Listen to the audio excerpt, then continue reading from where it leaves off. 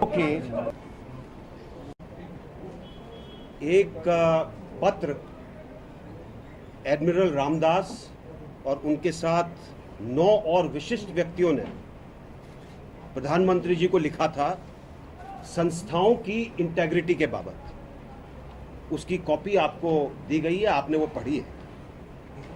मेरा मानना है कि अगर इसके ऊपर कार्रवाई होती तो शायद आज जो हम दुर्दशा देख रहे हैं वो नहीं होती। एक और चीज जो मैं तथ्यों के आधार पर बड़े जोर के साथ समझाना चाहता हूं, जब मैंने कहा कि कुछ राजनीतिज्ञों को पैसे दिए गए, वो पैसे उनके व्यक्तिगत काम के लिए नहीं थे, वो पैसे उनकी जेब के लिए नहीं थे, वो पैसे उनके राजनीतिक कार्य के लिए नहीं थे, वो पैसे सिर्फ उनके नाम के आगे इसलिए लिखे गए कि शायद उनको बिना उनकी जानकारी के ऐसे फंक्शन में बुलाया गया जो शायद इस यूनिट ने बाकी संस्थाओं के साथ ऑर्गेनाइज किया होगा, क्योंकि इस संस्था को हर चीज अकाउंट करनी थी, इसलिए शायद उनका नाम लिखा हो। लेकिन अगर कोई सोचता है कि किसी मिनिस्टर को रिश्वत दी गई तो ये सरासर गलत है। जो भी कार्रवाई की गई वो सब कार्रवाइयां एक सद्भावना के छत्र के नीचे की गई।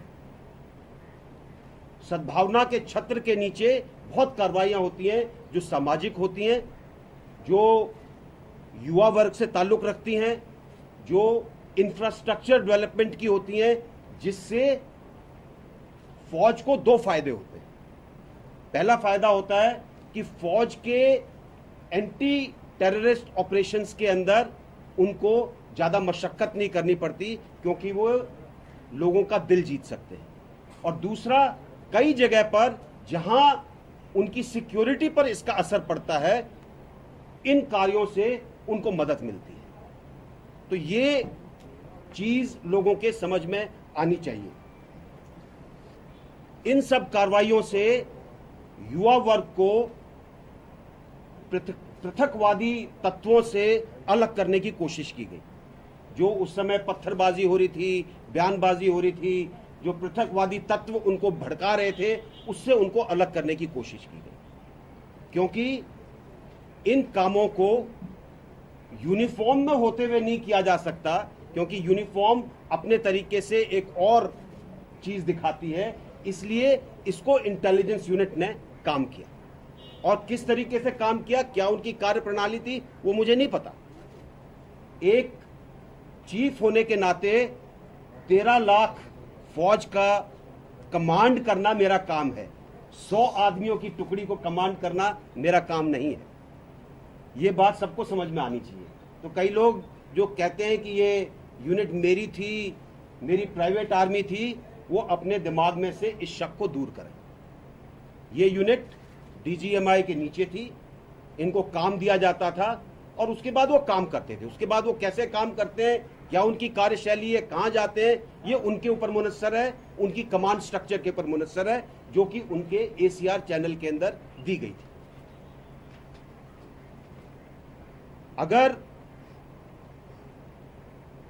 इनके काम को देखा जाए, सारा काम, सारा पैसा, उसका ब्यौरा इन्होंने अपने अकाउंट्स के अंदर रखा। ये अकाउंट हर क्वार्टर के अंदर, हर 3 महीने के बाद बकायदा पुटअप किए जाते थे और ये डीजीएमआई चीफ और डिफेंस सेक्रेटरी द्वारा साइन किए जाते थे। तो आज अगर कोई कहता है कि इनका कोई ब्यौरा नहीं था, तो झूठ बोलता।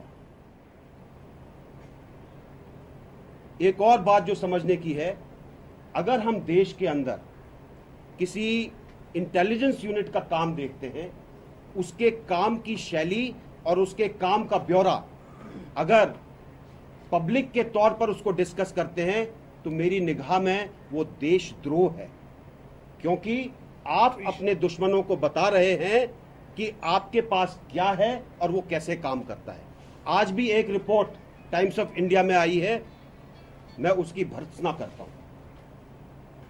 और ये रिपोर्टें पिछले साल से शायद दिसंबर से निकलनी शुरू हुई थी, कभी वो जनवरी के महीने में निकली और ज़्यादातर रिपोर्ट मार्च के बाद निकली।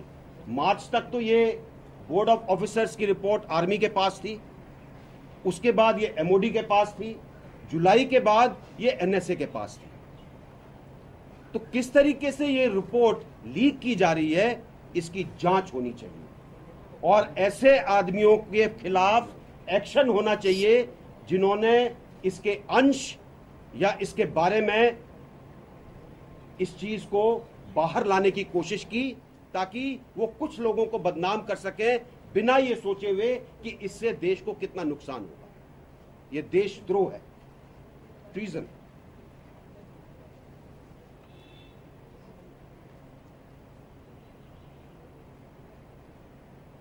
एक चीज और हमें जो मानकर चलनी चाहिए वो ये है कि जिस तरीके से ये रिपोर्ट उजागर हुई है, इसको उजागर करने की कोशिश की गई है। अगर हम एडमिरल रामदास की उस चिट्ठी पर एक्शन लेते तो शायद इसको रोका जा सकता था, और आज अगर हमारे दुश्मन हम पर हंसते हैं तो ऐसा नहीं होता। एक और चीज, शायद इस रिपोर्ट के आने से कई और जो ज्वलंत समस्याएं थी, कई और जो ज्वलंत मुद्दे थे, वो दब गए। कहीं यही कारण तो नहीं था इस रिपोर्ट के इस टाइम पर उजागर होने का।